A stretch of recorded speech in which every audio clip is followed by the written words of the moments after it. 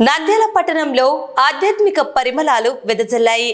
YS నగర్లో నూతనంగా నిర్మించిన హరిహరపుత్ర అయ్యప్ప స్వామి ఆలయం భక్తుల జేజే ధ్వానాలతో మారుమ్రోగింది. శాస్త్రోక్తంగా జరిగిన విగ్రహ ప్రతిష్ఠ మహోత్సవానికి మాజీ ఎమ్మెల్యే శిల్పా రవిచంద్ర కిషోర్ రెడ్డి ముఖ్య అతిథిగా హాజరై స్వామివారి కృపకు పాత్రులయ్యారు. నంద్యాల వైఎస్ నగర్ ఆధ్యాత్మిక వేదికగా మారింది. ఇక్కడ నూతనంగా నిర్మించిన అయ్యప్ప స్వామి ఆలయంలో విగ్రహ ప్రతిష్ఠ కార్యక్రమం అత్యంత వైభవంగా నిర్వహించబడింది.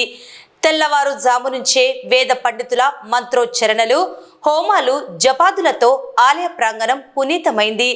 సాంప్రదాయబద్ధంగా సాగిన ఈ క్రతువును చూసేందుకు భక్తులు భారీగా తరలివచ్చారు.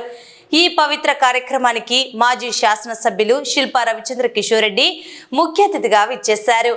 ఆలయ ధర్మకర్తలు ఆయనకు స్వాగతం పలికారు.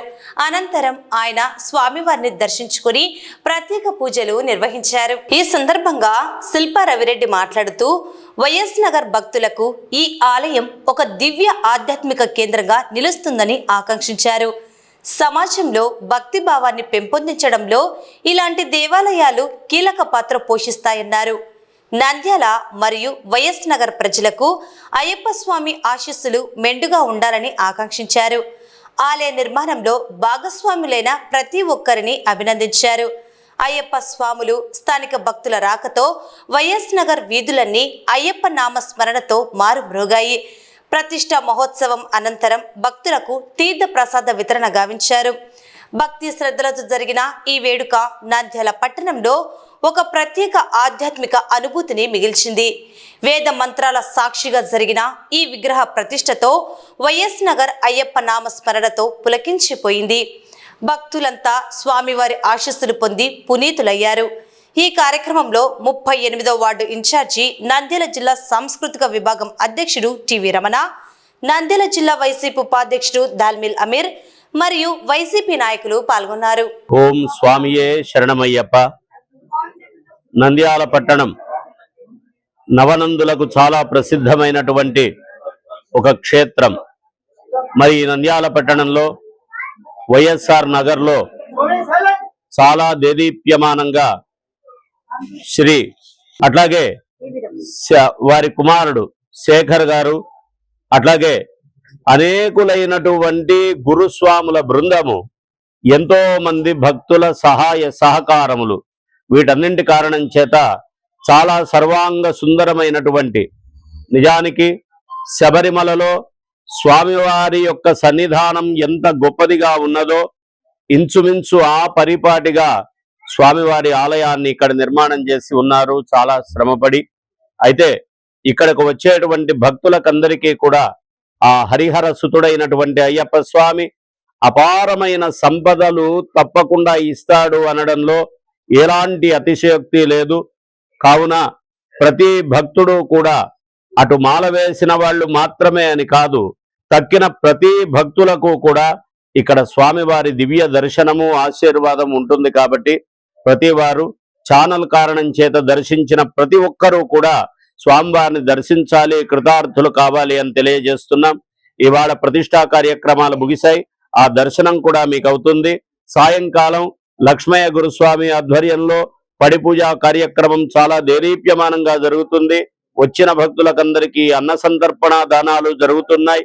ఇట్లాగా విశేషమైన వ్యవహారాలతో ఈ స్వామివారి ప్రతిష్ఠ జరగడం అనేటువంటిది ప్రజలందరికీ కూడా ఆశీర్వాదకరము, ఆమోదయోగ్యము. స్వామియే శరణమయ్యప్ప. స్వామియే శరణమయ్యప్ప. ఈరోజు ఇంతటి కార్యక్రమం జరగడానికి కారకులు అంతా భక్తాదుల సహాయ సహకారములతో, అలాగే గురుస్వాముల సహాయ సహకారములతో పిలిచి చేసేందుకు వారికి వెళ్ళవేళలా పాదాభివందనలు తెలియజేసుకుంటూ మాకు ఈ అవకాశాన్ని కల్పించిన హరిహరపుత్ర అయ్యప్ప స్వామి వారికి మాకు ఎంతో రుణపడి ఉంటామని చెప్పేసి మనస్ఫూర్తి కోరుకుంటున్నాం. అలాగే మాకు ఇక్కడికి అడిగిన వెంటనే నాగేంద్ర శర్మ స్వామి గారు, అలాగే మన గోపిస్వామి గారు, అలాగే మొత్తంగా కూడా కలిసి వచ్చి ఇక్కడ భక్తాదులందరూ సహాయ సహకారములతో ఈ గుడి నిర్మాణం చేసుకోవడం ఎంతో పవిత్రంగా భావిస్తున్నాం.